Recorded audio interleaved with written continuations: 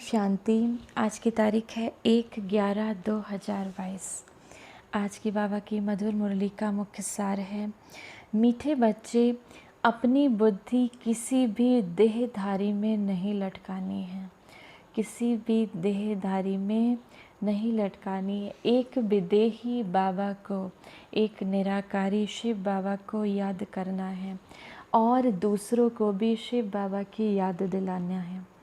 प्रश्न है आज की मुरली से, अपना जीवन हीरे जैसा श्रेष्ठ बनाने के लिए मुख्य किन बातों का अटेंशन चाहिए?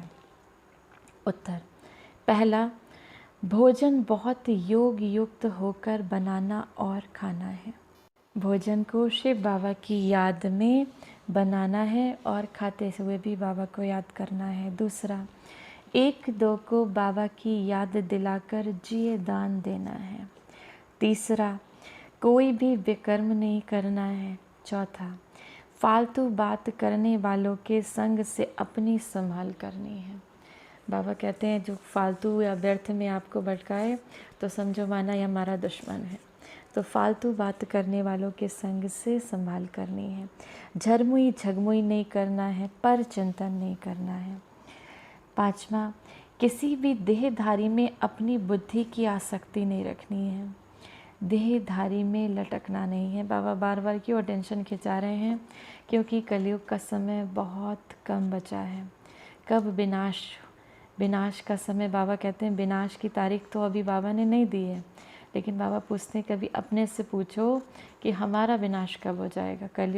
कलयुग का विनाश तो जब होगा तब होगा। बच्चे बार बार बाबा से पूछते हैं बाबा विनाश की तारीख कब आएगी? तो बाबा का आंसर था पहले अपने विनाश की तारीख देखो, तुम्हारे विनाश का तो निश्चित नहीं है इस कलयुग में कब होगा।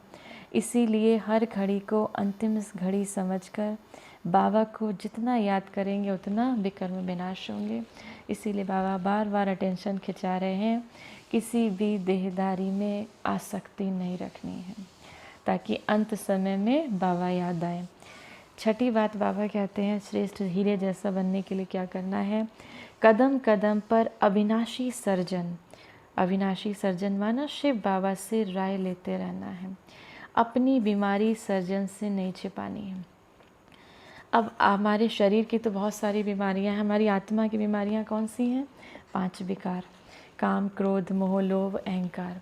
अगर इनमें से कोई भी हावी होता है तो बाबा को तुरंत बताना है मन ही मन, बाबा आज मैंने किसी पे क्रोध किया, बाबा आज ये विकार हावी हुआ। तो अपनी बीमारी उस अविनाशी सर्जन माना शिव बाबा को बताना है, छिपाना नहीं है। धारणा के लिए मुख्य सार है, पहला, याद की यात्रा में थकना नहीं है। बाबा को याद करते करते थक नहीं जाना है। एक दो को सावधान करके शिव बाबा की याद दिलानी है। अपना टाइम वेस्ट नहीं करना है, व्यर्थ नहीं गंवाना है। झरमुई झगमुई माना पर चिंतन ना करना है, ना सुनना है। दूसरा, पास विद ऑनर होने के लिए माना सतयुग में अच्छा पद पाने के लिए, पास होने के लिए मन से वाचा से कर्म से कोई भी भूल नहीं करनी है। वरदान है आज की मुरली से, दृढ़ संकल्प द्वारा असंभव को संभव कर सफलता का अनुभव करने वाले निश्चित विजयी भव। संगम युग को विशेष वरदान है असंभव को संभव करना। इसीलिए कभी ये नहीं सोचो कि ये कैसे होगा, कैसे के बजाय ये सोचो कि ऐसे होगा। निश्चय रखकर चलो कि ये हुआ ही पड़ा है, सिर्फ प्रैक्टिकल में लाना है, रिपीट करना है। दृढ़ संकल्प को यूज़ करो, संकल्प में भी क्या क्यों की हलचल ना हो तो विजय निश्चित ही है। दृढ़ संकल्प यूज़ करना अर्थात सहज सफलता को प्राप्त करना। जब भी दृढ़ संकल्प करें, बाबा कहते हैं किसी चीज़ को असंभव नहीं समझो, क्योंकि हमारे साथ कौन है? 1000 भुजाओं से हमारा शिव बाबा हमारे साथ है, तो कोई भी चीज़ हम सब बच्चों के लिए असंभव नहीं है। स्लोगन है आज की मुरली से, सदा करन करावन हार शिव बाबा की स्मृति रहे तो भान और अभिमान समाप्त हो जाएगा। तो इस देह का भान और अभिमान समाप्त हो जाएगा। आज की मुरली से सम्मान का अभ्यास करेंगे। मैं कल्प कल्प की विजयी आत्मा हूँ। मैंने कल्प में भी पहले विजय प्राप्त की थी। किसके ऊपर? अपने इन 5 विकारों पर। मैं जब आत्मा विजयी बनी तो मुझे परमात्मा का प्यार मिला, साथ ही परमात्मा ने मुझे सतयुग में बहुत ऊंचा पद दिया। तो मैं कल्प कल्प की विजयी आत्मा हूँ। इस नशे में रहना है दिन भर। 1 मिनट के लिए हम मेडिटेशन करेंगे। मेडिटेशन से पहले एक सूचना छोटी सी कि जो बाबा की मुरली है ये शॉर्ट में है, माना इसकी धारणा है ये मुरली की। बाबा की मुरली तो कम से कम 27 मिनट, 28 मिनट, आधा घंटा, इससे भी बड़ी होती है। तो लेकिन हम जिन बच्चों के पास, बाबा के बच्चों के पास समय कम है, जो आधा घंटे बाबा का ज्ञान नहीं सुन सकते, या फिर वो बड़ी मुरली एक बार सुन लेते हैं, बीच बीच में अपने को रिवाइज़ कराने के लिए बाबा की मुरली जो मुख्य पॉइंट्स मुरली के हैं उसके लिए हम ये धारणा के लिए मुख्य सार सुनते हैं। अगर आप चाहें तो जो विस्तृत मुरली है वो भी आपको इस चैनल पर मिल जाएगी। मेडिटेशन करते हैं।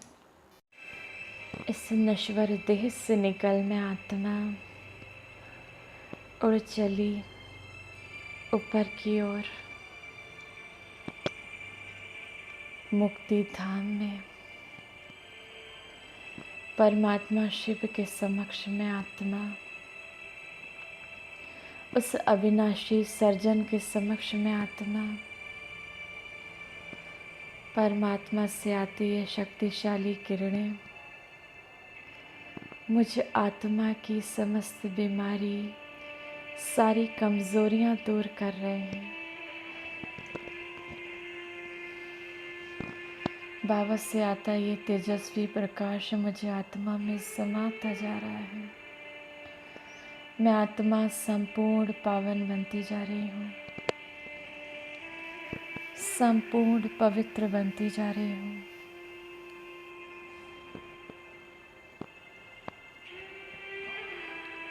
बाबा मेरी आज एक एक कमज़ोरी, एक एक विकर्म को दग्ध कर रहे हैं। ज्ञान सूर्य की किरणों के नीचे मैं आत्मा संपूर्ण पावन बन गई। मैं आत्मा